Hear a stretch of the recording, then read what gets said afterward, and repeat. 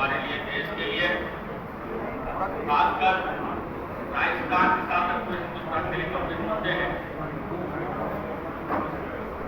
जैसे किसान आंदोलन हुआ, किसान आंदोलन में जो शक्ति प्राप्त की है किसानों ने इकट्ठे होकर एक साथ जो पथ धरना देकर दिल्ली को घेरकर वो ऐतिहासिक आजादी के बाद का बहुत बड़ा आंदोलन था। निश्चित रूप से वही संकट हमारे सामने उससे बड़ा संकट है, आने वाला समय और बड़ा संकट है। मनमोहन सिंह जी ने हिंदू मजदूरों के साथ किसानों की जो बातें रखी उन्होंने, इससे तो बहुत बड़ी गंभीर है। हम भी एक आंदोलन कर रहे हैं, बहुत बड़ा आंदोलन, तो लगभग 1 साल और 5 महीने हो गए उसको लगातार धरना देते हुए।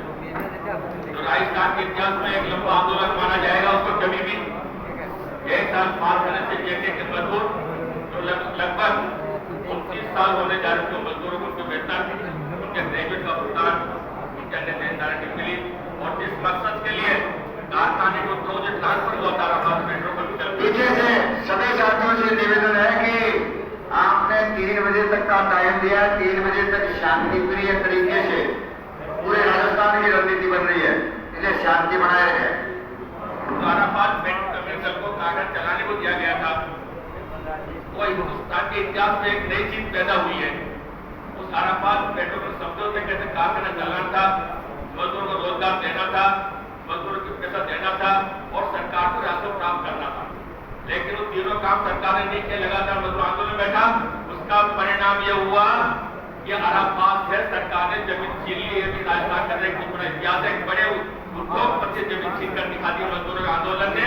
तो निश्चित रूप से आंदोलन करने से जो फायदे होते हैं उन्हें देखा कि उन्हें फायदा होता है। आज उस आंदोलन के बाद कामराज राव जी आए, कामराज सिंह जी 3-4 बार आ चुके हैं उस आंदोलन में। हमारे सेंटर के लीडर कामराज तो हजारों की संख्या में। तो निश्चित रूप से 10 तारीख को मैं ये वादा तो नहीं कर सकता, लेकिन इसकी कोशिश करेंगे 1000 से ऊपर संख्या में लोग गिरफ्तारी देंगे मजदूर आंदोलन, और किसान मिल गए तो निश्चित रूप से संख्या में 1500 की संख्या में आंदोलन गिरफ्तारी दे सकते हैं 10 अगस्त को। ये मैं वादा करता हूँ। इस आंदोलन को मजबूत करने के लिए इससे निश्चित रूप से हमारी ताकत इस बन जाए कि हम ये राजस्थान के अंदर एक अलग लगा सके। तो निश्चित रूप से वक्त है, इस वक्त के बाद का वक्त नहीं तो राजस्थान के अंदर ये चुनाव भी होने वाले ऐसा हालत पैदा करने वाली सरकार। इस समय ऐसा माहौल बना चुकी है, आरएसएस ने पूरे भारत सरकार के खतरों कब्जा करता है। आरएसएस का जो कभी कई लोग हमारे कम्युनिस्ट पार्टी पढ़ते हैं, उसका मनोवाद, उसका आरएसएस पढ़ते हैं, बहुत गंदे खेल होंगे।